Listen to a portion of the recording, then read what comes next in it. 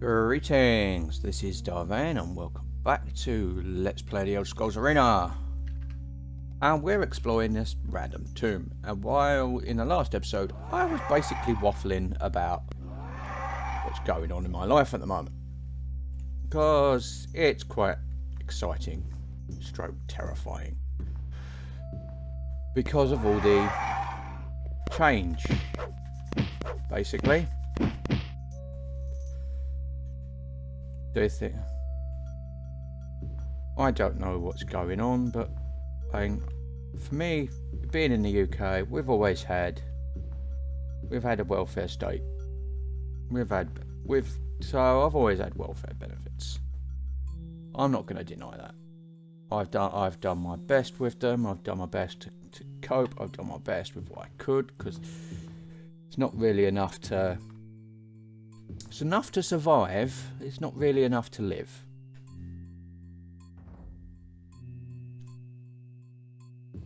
Let alone do what most people do, kind of socially. You know. It's almost as if there's this attitude that basically society doesn't know what to do with you. They can't kill you. They won't kill you. Because that would be barbaric. But they're not going to help you either. Until you basically help yourself. But the rhetoric, especially in Tory England, is that if you're unemployed, especially if you're long-term unemployed, it's your own fault. You know, you're not trying hard enough. It's quite a primitive, idea, to be honest. But that's what the Tories like to think. And it is Tories. That people pride themselves. They work all their lives. They moan because other people get things for free. And they get support and whatnot, but they don't kind of accept that, you know, people don't necessarily choose what happens in their lives. The interesting thing is with the pandemic, that kind of blew a lot of that rhetoric out the water. But as soon as the pandemic was over, people have started going back to the whole idea that basically people who are unemployed, not able to work, this, whatever. When bad things happen to people, and people struggle, you know, it's their fault because they're weak and they somehow deserve it. You know, they don't deserve support. They don't need that. They don't deserve help. They're kind of. It's if you can't take the heat, get out of the kitchen. And that's kind of an arrogant and kind of privileged stance. But we kind of saw like working from home and that people are actually more productive working from home. Especially given we've got a huge number of neurodivergent people who don't necessarily get on with other people and just want to actually do their jobs. And people kind of, if you've got a job, if people have jobs that they enjoy and feel invested in, then they're going to work. You don't need to bully them into working. However, if you've got a job if you basically job conditions are a little more than slave labour, then of course there are going to be issues. Because it does take a toll on physical and mental health.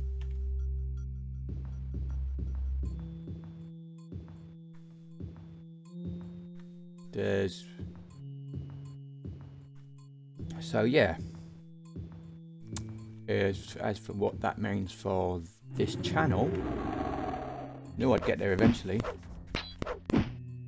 Yikes.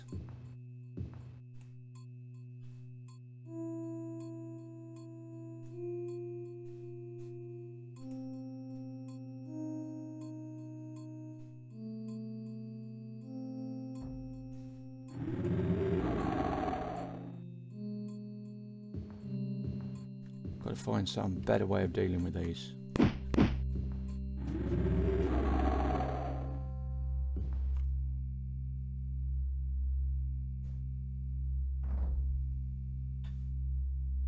Everybody will stay over there and not follow me around.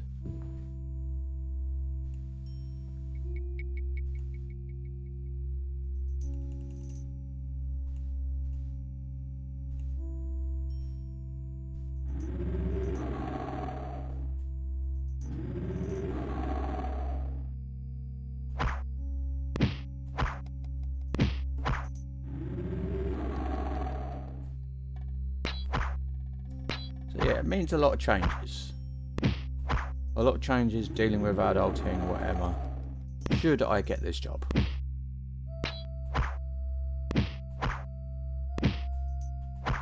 And for me, it's in a field I'm interested in, which is good because that'll give me the motivation to stick to it. And not just stick to it, but like mentally, but also physically, you know.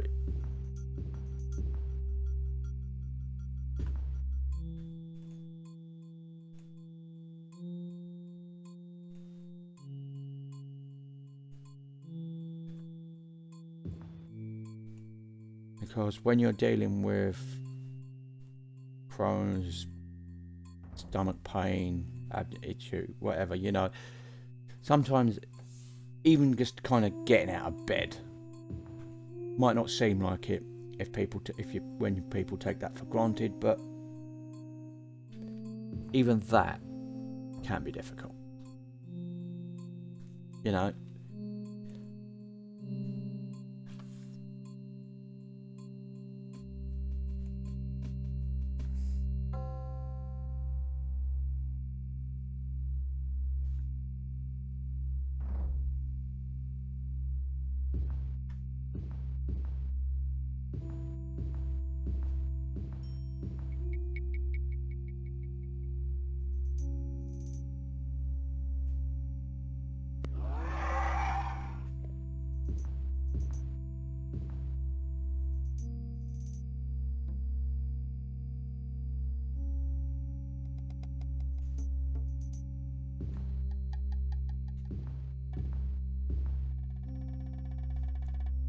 It's easy, especially if you're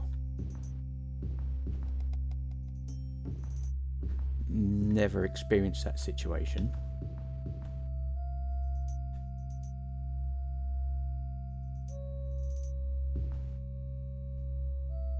You know, to kind of underestimate the sort of impact that such struggles and issues can have on people. Like I said, most people they do end up dealing with it eventually as bodies fail, because bodies do with age.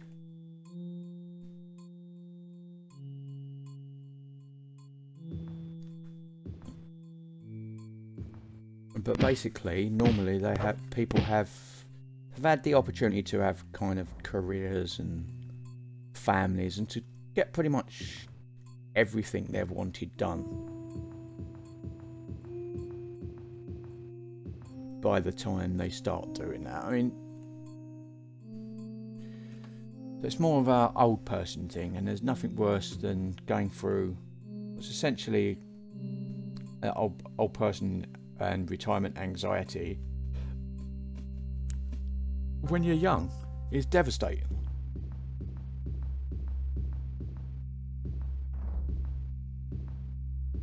Especially if you've got, and this is the saddest thing, a non-terminal illness.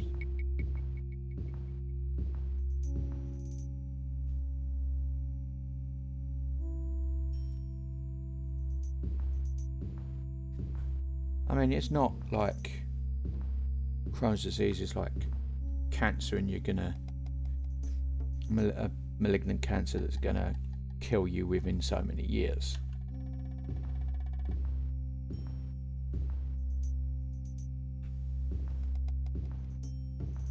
I mean, you can if you've got the support and the health facilities, live a long life with Crohn's disease, because you can manage the symptoms and never have it flare up effectively, so you can stay relatively healthy. It's just you know, but when it does flare up, that's when you have problems. And it's not being managed, that's when you have problems.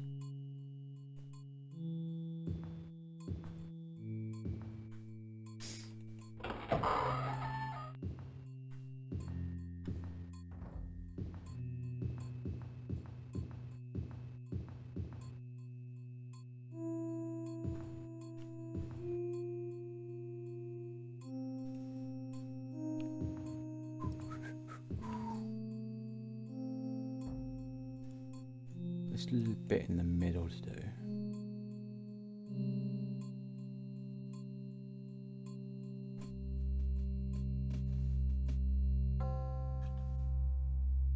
So yeah, but I mean, I'm kind of excited. I'm kind of hopeful. Well, like, it's a lot of change, big change. Don't really like change.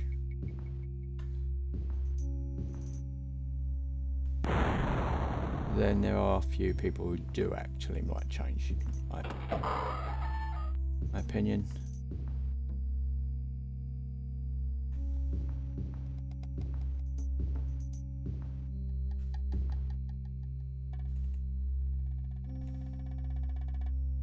Change is only really ever good when it's always going to be a gamble.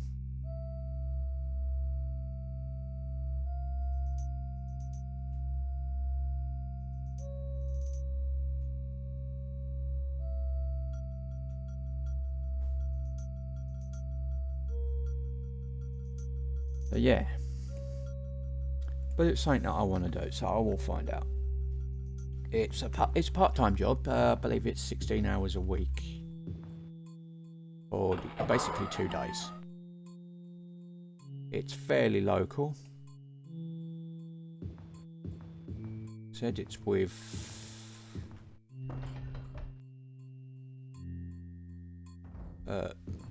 John Crudders. It's the same group of people that I volunteer with, so I know kind of the group dynamic more or less.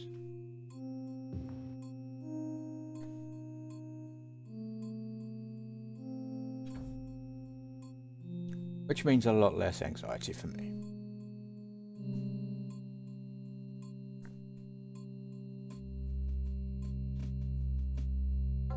Does seem a bit weird because it's like, okay, I think people tend to forget that I'm actually 40 odd, not 16.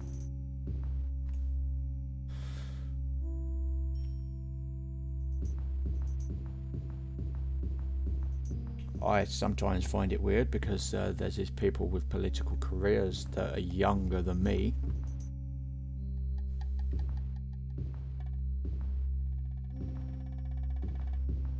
And yeah, there's a little bit of career jealousy there. But then, in all honesty, I mean,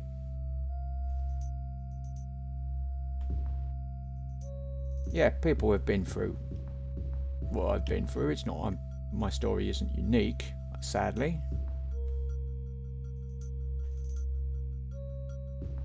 There's entire swathes of people who wouldn't be here without, like, welfare benefits and the NHS.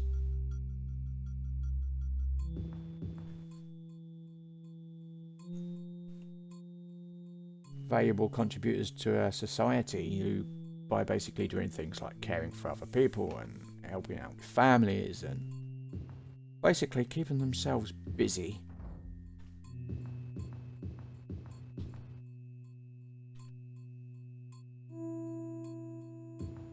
Fulfilling basic functions in society so that everything keeps going.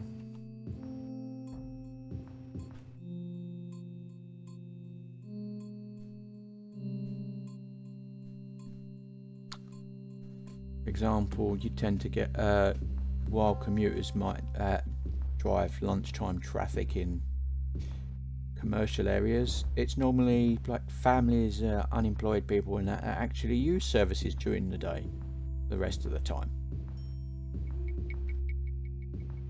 So they kind of help drive profits that are easily overlooked.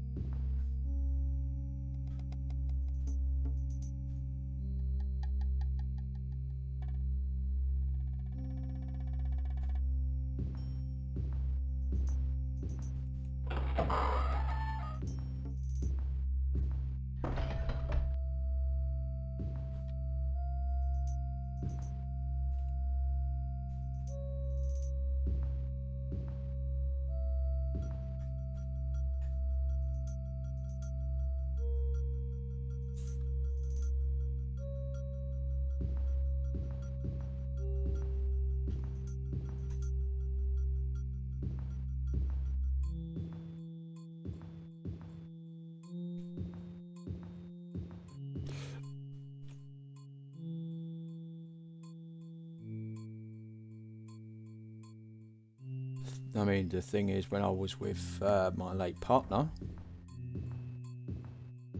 I found a great deal of satisfaction in the day-to-day life of just looking after a home for us, being a homemaker, you know.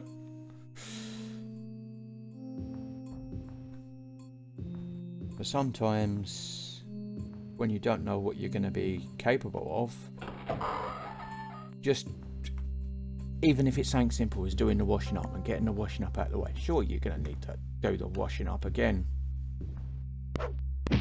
in a few days, but at least it's done.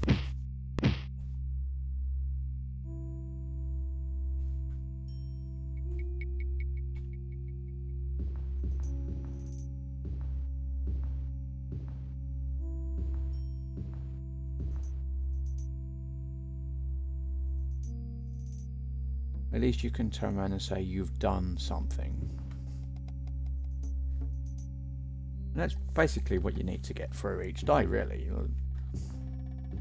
You're so tired that it's like, okay, you go to work, you come back, and it's just a blur. Well, that's not good.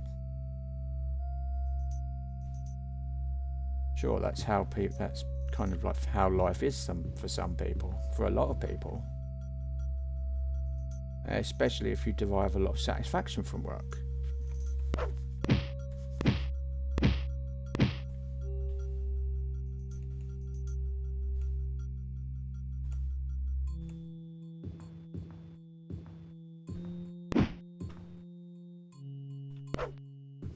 I mean, don't get me wrong, my sister's one of those people.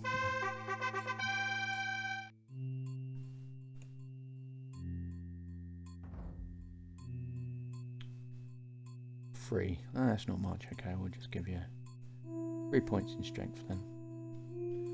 It's not a lot. It'll do. But yeah, I said my sister's one of those people. Luckily, she didn't have my health issues.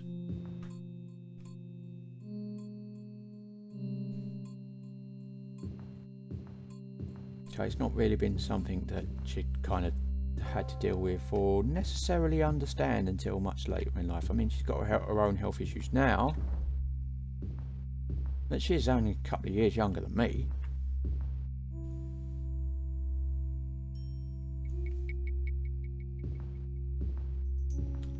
And I'm not entirely sure. I'm not saying she's. No, I'm just saying that from what I understand, my sisters, her health issues, they've not they make life slightly harder. I mean, all health issues do, that's the point.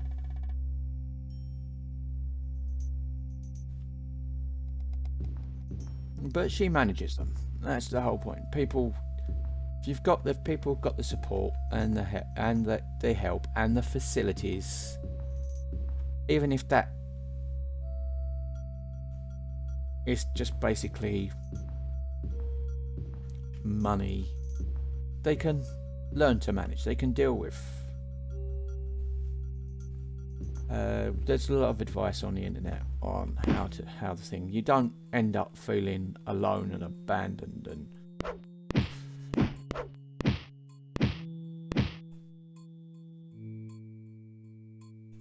But it doesn't feel like your whole, you know, the mental aspect of getting on and dealing with it. And there is a lot of that mental aspect. There's no denying. But the problem is that people are people, and you can't just tell someone to deal with it. Sometimes people need help understanding how, really.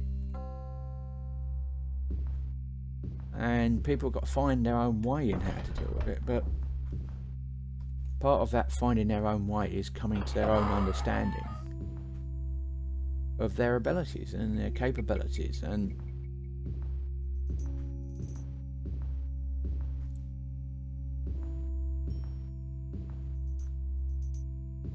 there's a lot more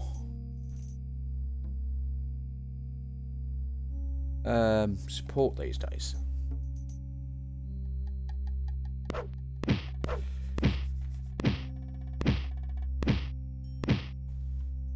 You know, a lot more understanding.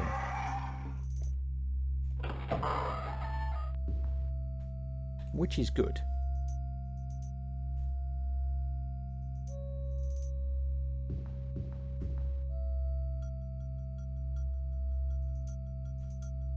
I mean, the truth is, I wouldn't be the person I am today if I hadn't been through my issues. There's no doubt about that.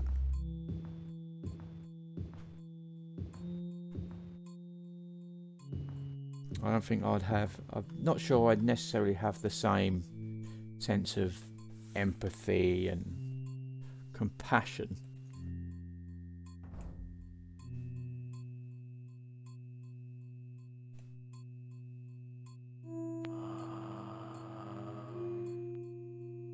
That I kind of have, or I like to think I have.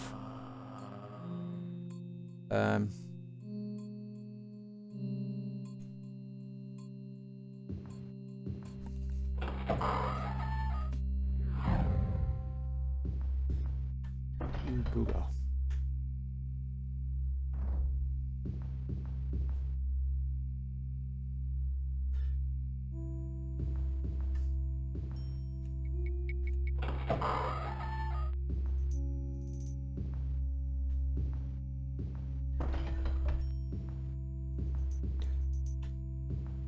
Yeah, so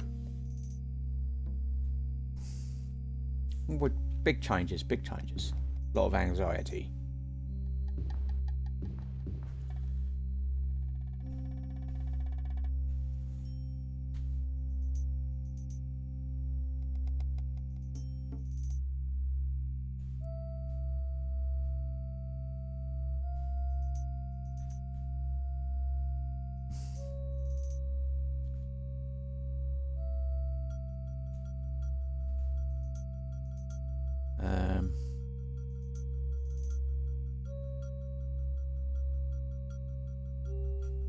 In many cases, it's a simple case of cope I won't.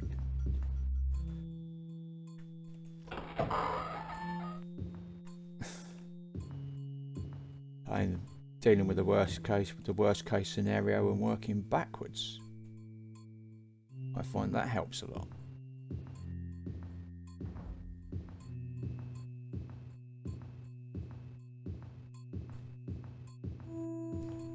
I mean, prepare for the worst, and everything else is a pleasant surprise.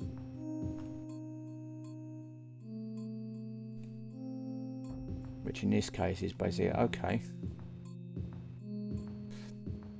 what's going to happen if I don't get this job? Well, if I don't get this job, I've applied for it. I still feel good.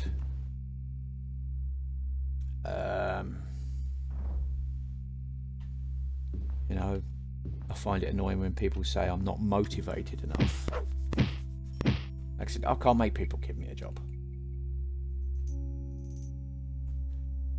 And yeah, my sense of enthusiasm tinged with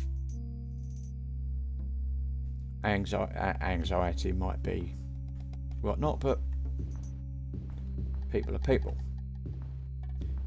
And if I don't get this job, then everything stays the same. It's not bad.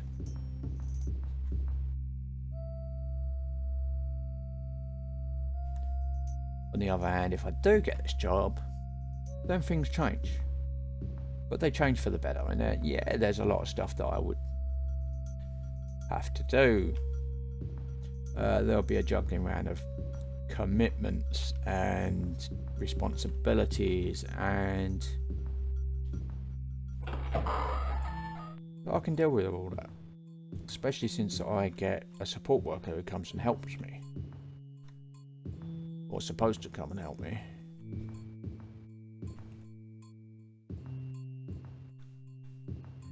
So yeah. Whoa.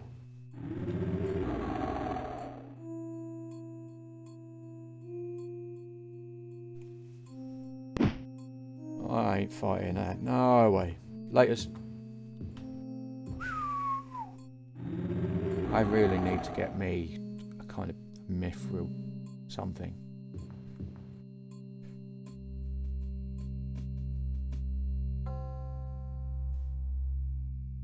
I need a better weapon, basically, to be able to deal with iron golems.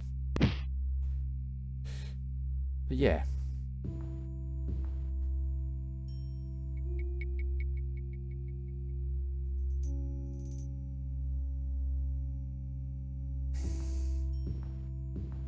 In the end, it just basically, I will either deal with it or I won't.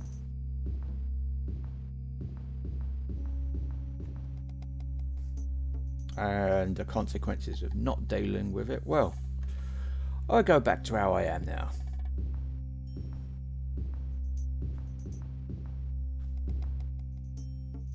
People turn around at that.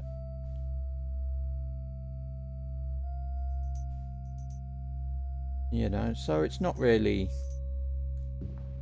a loss other than dealing with, I think the biggest issue is because I'm stable on my benefits. This is what, you know, there's the incentive. You don't really want to upset them. If I take this job and I get it and then I can't hold the job for longer than 3 months, I have to reapply for benefits again. It's okay. The sad thing is that means I'll end up on universal credits and have to go through all that nonsense. Because we have a Tory government that basically tells everyone that it's their own fault that they fail. You know, that they're not trying hard enough. Meanwhile, distracting everyone because, quite frankly, they're born into money and health and everything else. And they have all these wonderful opportunities.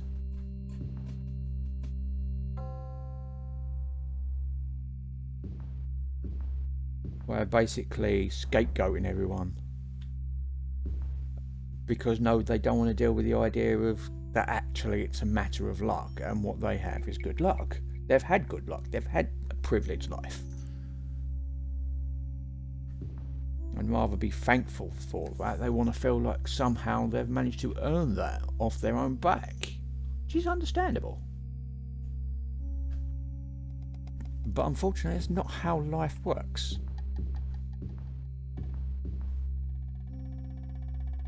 People don't make their own luck.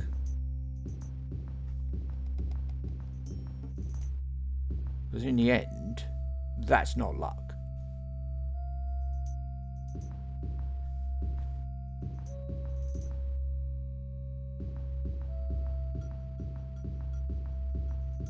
What people do is seize opportunities. And if you've had more opportunities than some other people, often because you've come from a family that's got more money, or you've had a successful career, or then yeah.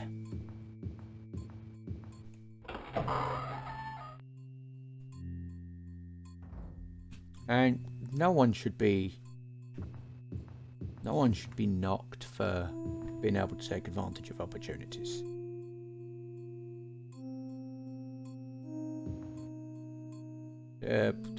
They should be knocked if those opportunities come at the expense of other people, which in case they do, I mean, a lot of people made a lot of money over the pandemic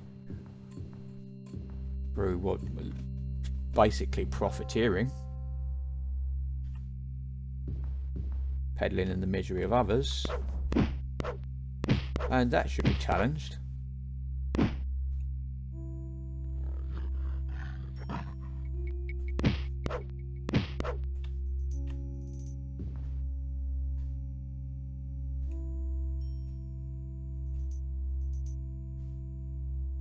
But in general, it's all about opportunities. If you don't have opportunities, and the opportunities are taken away from you by circumstances that are clearly outside of your control, you know,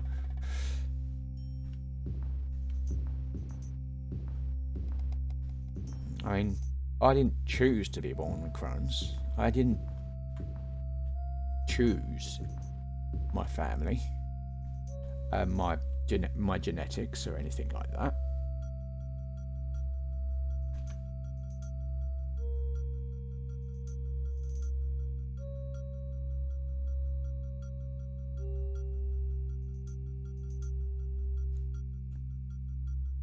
These are just things that you have to deal with. And that's all that I've done. And basically, like I said, it's about dealing with opportunities and seizing opportunities when they turn up, making the most of them. Counting your blessings when they're coming up, and preferably sometimes helping others with the opportunities that they get.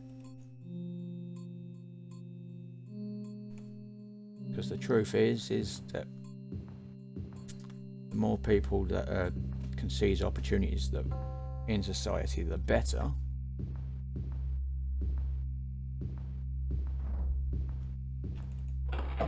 And supporting people who get such opportunities is kind of one of the hallmarks of a progressive society.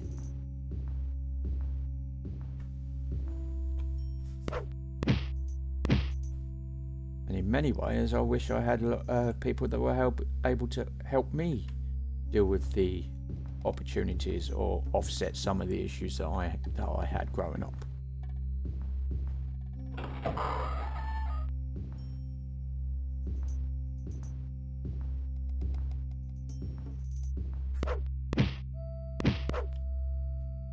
I mean, there's nothing worse than this idea of I have had it hard, therefore everyone else should have it hard.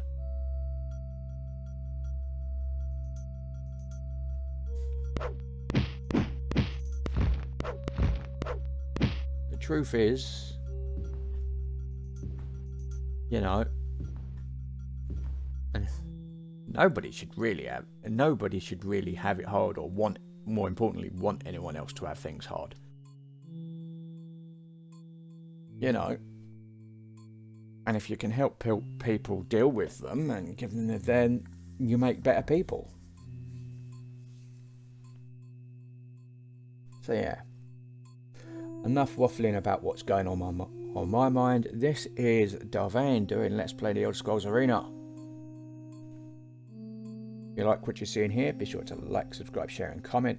Please consider sponsoring me on Patreon, and until next time, goodbye.